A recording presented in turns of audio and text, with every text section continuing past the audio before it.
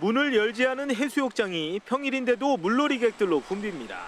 이 해변에는 이번 주부터 안전관리요원 4명이 배치됐습니다. 수심 같은 위험 요소를 잘 아는 마을 주민들이 활동합니다. 가족 단위로 많이 오기 때문에 그래서 우리가 세심 있게 많이 관찰하기도 하고 어떤 그 안전을 모두 가족들 안전을 위해서 우리가 열심히 하고 있습니다. 고성군은 이번 주부터 아직 개장하지 않은 해수욕장 중 10곳에 안전관리요원 40명을 배치했습니다. 공식 개장까지 열흘 넘게 남았지만 안전관리 대책을 대폭 강화한 겁니다. 무엇보다 미개장 해변에 피서객들의 발길이 이어지면서 물놀이 사고에 따른 인명피해를 최소화하기 위해서입니다. 해수욕장 개장 전 13일, 폐장 후 한 18일 그렇게 해가지고 이제 그걸 운영하면서 좀 사고 없는 해수욕장을 좀 만들고자 준비를 하고 있습니다.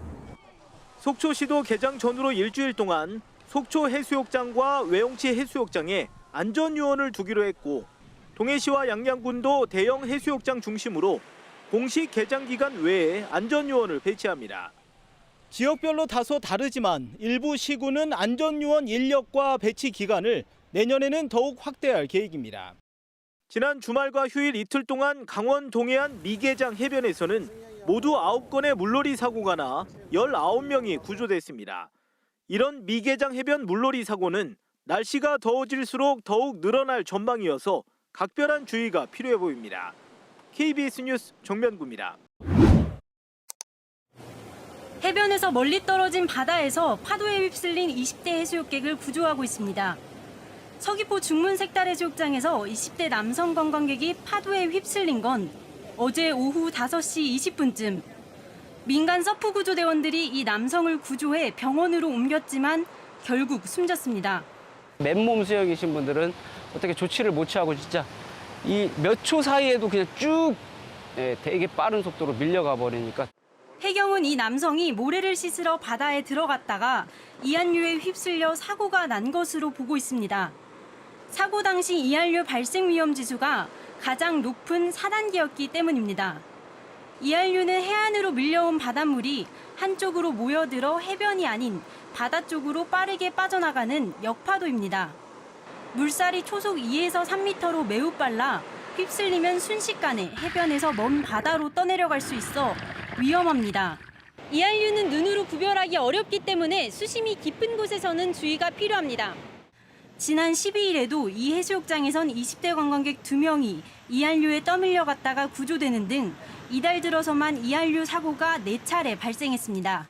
높은 파도가 자주 들어오는 중문해수욕장에서 이한류는 매우 자주 발생합니다. 바닷가 물놀이를 할 때는 반드시 개장 기간 동안 구조대가 있는 해변에서만 하셔야 되고 또 가능한 구명조끼를 착용하실 것을 권면드립니다.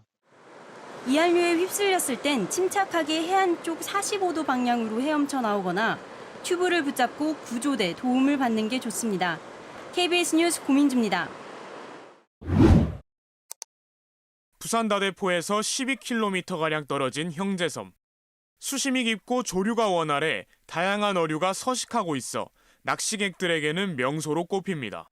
그런데 지난 21일 오전 8시 10분쯤 이곳에서 낚시하던 40대 남성 1명이 갑자기 높아진 파도에 휩쓸렸습니다.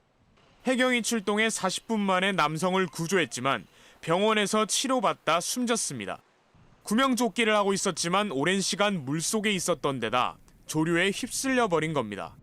파도가 치니까 다시 이제 물 쪽으로 빠지더라고요. 바닷물에 흘러가니까 그 위로 가니까 이제 안 보이는 겁니다.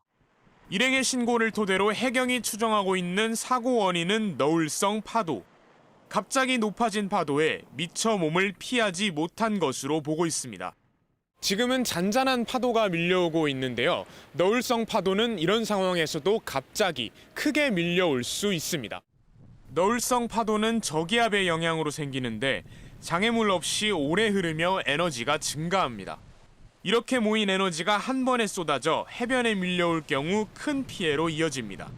파도가 발달이 돼갖고 바람이 불지 않는 지역으로 전파하는 과정에 있다는 거죠. 어떤 도서 지역이나 이런 데서도 항상 위협 요인으로 이제 작용할 수 있다. 실제로 2021년 7월에는 해운대 수욕장에서 너울성 파도에 휩쓸려 중학생 2명이 숨지고 같은 해 12월에는 울산의 한 바다에서 산책하던 60대 여성 한 명이 숨지기도 했습니다. KBS 뉴스 김옥천입니다.